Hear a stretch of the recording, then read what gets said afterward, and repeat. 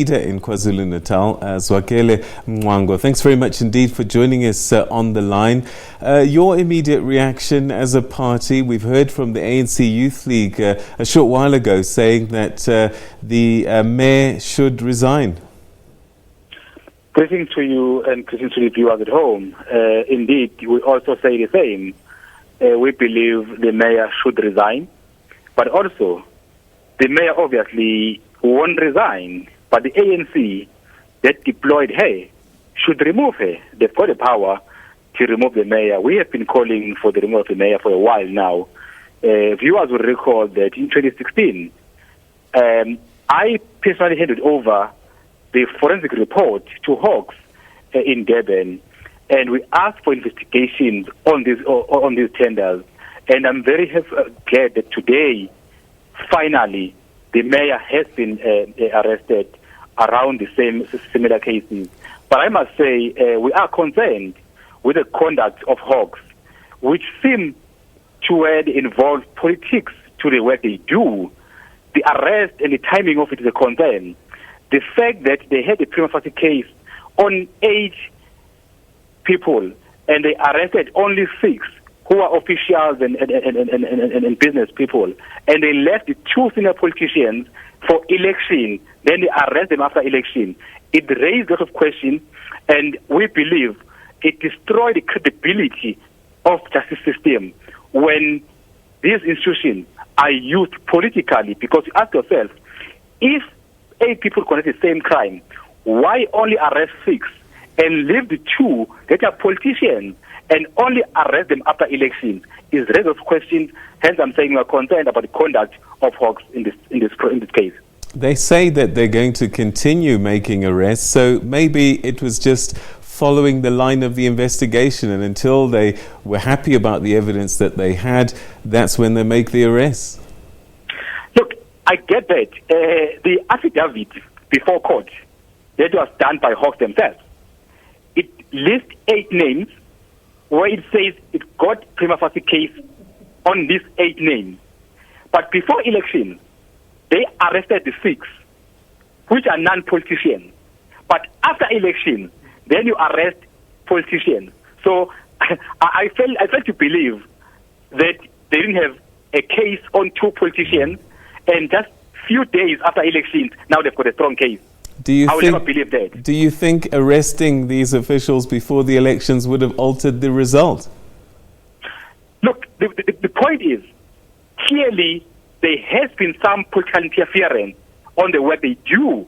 It wouldn't really compromise the case per se, but the fact that on the affidavit signed by the officer that was investigating the case listed 8 names. And out of those 8 names, 2 are senior politicians, who is the mayor and the ESCO member in eThekwini. But those members were only arrested after election. I'm saying this because the report we're talking about, I had sight on the report, so I knew exactly who was implicated on the report. So this report was done by internal audit in the municipality before it was done by Hawks. So Hawks was just doing a work just to make sure that they follow the money. But internally, already done investigation. So there was a report. It was done in 2016. Hence, I'm saying, having sight on the report, I knew exactly who was implicated. That is why we've been calling for a while for the removal of this mayor. That is why today we are happy that finally we are vindicated of what's been saying over years. And it's high time ANC, they must stand up and say now they want to remove the mayor. Because currently, eThekwini have no mayor. If the condition of a bail says she mustn't come here near to City Hall, that's where she works. So I'm saying she can't do her work as a mayor. So there's more ground to remove her. So basically, why on bail she can't do her work? Because the bail condition says she can't come near City Hall. That's where the office is. That's where the municipality is being run. You seem confident that she's not going to resign. Maybe she might. Look, knowing Zandile, I've worked with her. She's arrogant like many ANC politicians. I don't think she would resign, unless if ANC forces her to resign. But I do believe that if Ramaphosa is serious about fighting corruption in this country, especially in eThekwini, he must make sure that the mayor is removed from her position, or she must be forced to resign. And the ANC have powers to do that. They appoint the mayor, so they have the power to remove the mayor. All right, so perhaps finally, 8 names you say that you saw in the report. Could there be more people that we see in the coming days and weeks that could form part of this investigation and get caught up? Yes. Look, there's always a corrupt and a corruptee.